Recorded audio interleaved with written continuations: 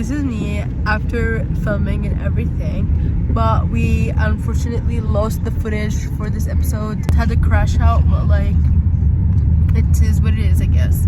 But we still have a little part. We call it the technical explanation of the day. We didn't lose that because we filmed it separately from the episode, so we still have it, but we don't have the actual episode, guys. I'm so sorry, but it's still fun. I hope you're gonna enjoy that. It's about 10 or 11 minutes, and that's it. Okay, so we were talking, we're gonna start with our technical explanation of the day.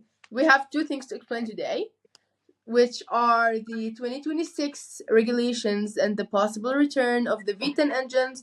And the second thing is what the heck happened to doohan and what's the PU and MGU-K. So, shall we start? Sure. So I'm going to be explaining the 2026 regulations, just the fuel and the engine regulations, and about the V10 possible comeback. For 2026, they're going to be using sustainable fuel, which the engines are going to require less energy, produce more power, and produce net zero exhaust carbon dioxide. They're going to be using no fossil carbon. They're going to be using synthetic fuels from carbon from waste or from the atmosphere, or even from non-food sources.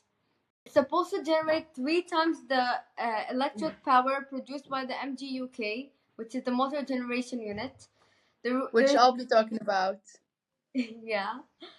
There's going to be no MGU-H that recovers energy from the turbo. That's not going to be there in 2026. That's something I'll miss, to be honest. They're going to be using significantly less fuel, since in 2013 the car required 160 kilograms of fuel. In 2026, they're going to require only 70 kilograms of fuel. That's about 50% of what it used to require. Exactly, which is insane thinking about it now. Yeah, huge step, you know.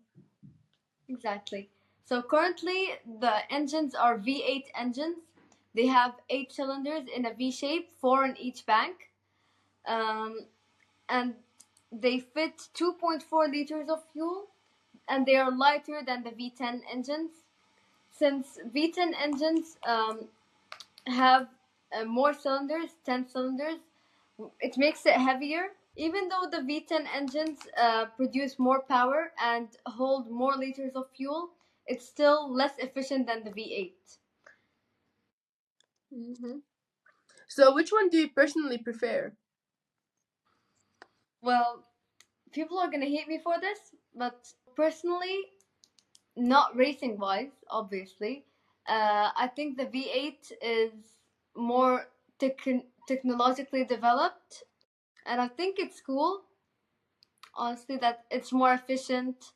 It generates more, doesn't necessarily generate more power, but it's more efficient compared to the V10. Yeah.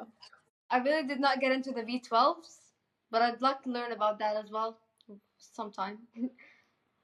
I get where you're coming from, but me personally, I prefer the V10 engines. They're, loud, screaming, OG engines, early 2000s. Everyone obviously misses that era. And a lot of fans and team principals like Christian Horners are pushing for the V10 engines. But I think a potential return, I don't think that will happen before at least 2029, or because F1 just locked in the 2026 regulations and they're not gonna change it in a couple years. We gotta wait a couple years to see if the V10 engines are returning. Although it does sound a bit exciting for a lot of people, but it's mostly just speculations right now, nothing concrete. And I'm also very excited for the fully sustainable era. Excited to see how does that go. Okay, so the talks about the possible return of V10, they're expecting it to come back in 2028, actually, as the fuels are going to be fully sustainable. So even if okay, even if it requires slightly more fuel than the V8, it's still not gonna have any carbon emission. Yeah, it still supports the sustainable image they're trying to achieve. So Exactly. fair And enough. do I have one thing to say or not? Oh, and the cars are going to be heavier in 2026, so that's also a reason why the V10 could come back. In the current regulations, the car, including the driver and the fuel, are 798 kilograms. For 2026, in the regulations, the car is required to be from 810 to 830 kilograms. So that's another reason why the V10s Yeah, could come back. might return. Yeah. Okay, so that's it for That's the it. V10s, right? Okay, let's just start to what happened to doohan and what the heck was going on for the people who don't understand. So, if you've ever heard a commentator say, like, a driver has a PU issue, they mean, or they're talking about the power unit, which is just F1's fancy name for the engine and the hybrid system. So, I'm gonna break it down. We have the ICE, which is the internal combustion engine, aka the main gas powered engine, and we have the turbocharger, which is we're not gonna have in 2026, which helps push more air into the engine, making it more powerful. And I believe you can find that in a lot of cars that like people edit whether legally or not. Anyway, we have the last thing, the battery and the hybrid system, known as the ERS or the energy recovery system. And it collects energy that would normally be wasted and it reuses it to boost the car and make it faster, like the heat energy wasted in the brakes, which I'm gonna go to. The MGU-K, which is the motor generator unit dash kinetic. Okay, and it's one of the key parts in the hybrid system. Why? Because when the car brakes, instead of wasting all the energy as heat, the MGU-K grabs some of it and stores it in the battery. And later, when the driver accelerates, the MGU-K gives the car a boost of electric power from the power that was used in braking. Some kind of like turbo, you know? So what happened to Jacques Doohan? During the Chinese Grand Prix, he had an MGU-K failure. So that means he lost a ton of power because he wasn't getting any energy or power from the brakes. So the others were getting more energy from their brakes and from their MGU-K system, and he was having less energy and power than the others. And so his car had worse acceleration, slower lap times, and he burned more fuel. He was using more fuel than the others because now the gas engine had to do all the work because the hybrid part of it wasn't working. So on top of that, also the MGU-K helps with the braking. So when it failed, his car balance was messed up, and it was making it harder for him to drive smoothly. So basically, losing the MGU-K is like a sudden is like using the MGU-K is like the car losing 100 horsepower all of a sudden, which and makes it have worse braking. Not fun at all, obviously, and it affects the performance a lot.